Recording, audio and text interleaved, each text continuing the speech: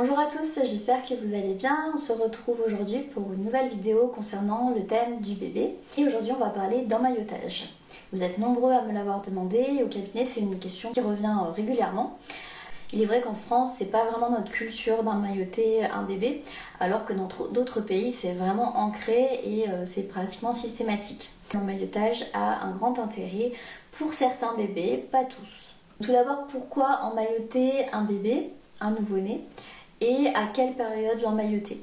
Moi je conseille l'emmaillotage à partir de la naissance jusque maximum 2 mois, mais je conseille en général 3 semaines de vie, parce qu'après le bébé devient beaucoup plus tonique, bouge un peu plus et du coup ça devient moins confortable et puis il s'en défait très rapidement. Pourquoi emmailloter son bébé? La plupart du temps c'est pour éviter les sursauts pendant le sommeil du bébé. Vous voyez parfois le bébé faire ces mouvements là avec les bras, donc c'est ce qu'on appelle les réflexes de Moro qui vont s'estomper avec le temps, mais qui est très présent chez certains bébés au tout départ. Donc le fait d'être contenu, d'être en position fétale va rassurer l'enfant, l'apaiser et en même temps éviter ces réflexes de Moro. On peut aussi tenter d'appliquer cet emmaillotage chez un bébé qui a un fort besoin des bras, d'être contenu, d'être bercé, de reproduire en fait la position fétale qu'il avait dans le ventre de sa maman. Du coup je vais vous montrer un type d'emmaillotage physiologique, c'est-à-dire qui garde la position physiologique du bébé. Pour ce faire, vous aurez besoin d'un grand lange. Ici, j'ai pris un lange 100 sur 100. Vous allez étaler votre drap du coup sur votre lit par exemple et vous faites un petit pli en haut pour faire un petit triangle. Donc de chaque côté, vous allez avoir les deux coins.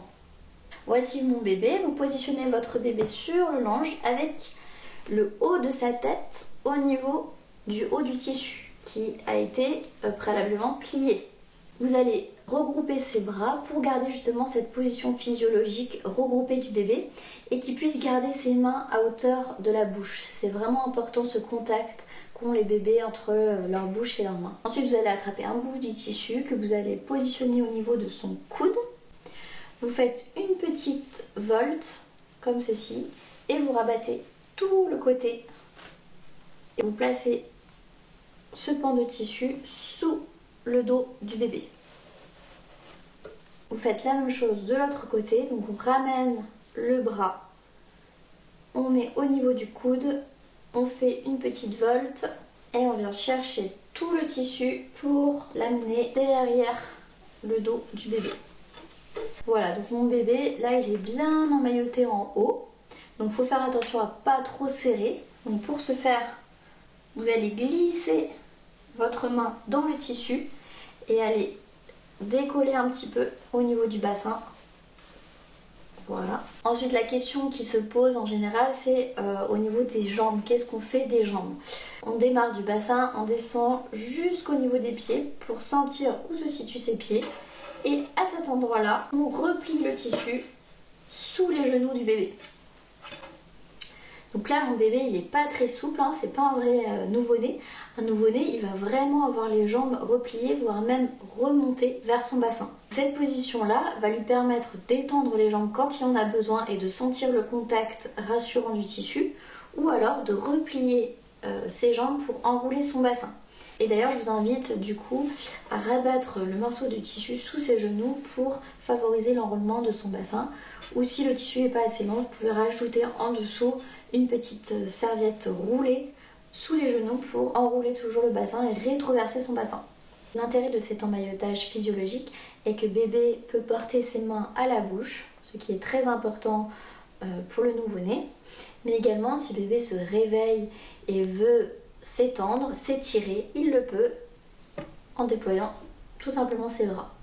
Mais cette contenance évitera l'apparition des réflexes de Moro, des sursauts lors de son sommeil. L'autre intérêt de ce type d'emmaillotage est qu'il va également y avoir un contact au niveau de son crâne, tout en pouvant tourner sa tête des deux côtés, sans risque. C'est donc un emmaillotage de contenance et non de contention qui va permettre au bébé d'être rassuré, d'éviter les réflexes de Moro, de se réveiller brutalement pendant son sommeil et du coup de mieux dormir. Certains bébés accepteront et seront rassurés avec un emmaillotage, d'autres ne supporteront pas. Il est donc important de s'adapter en fonction de chaque bébé.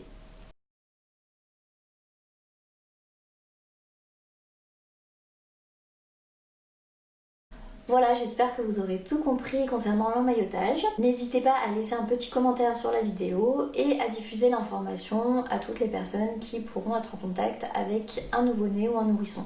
Je vous dis à très vite pour un nouveau sujet.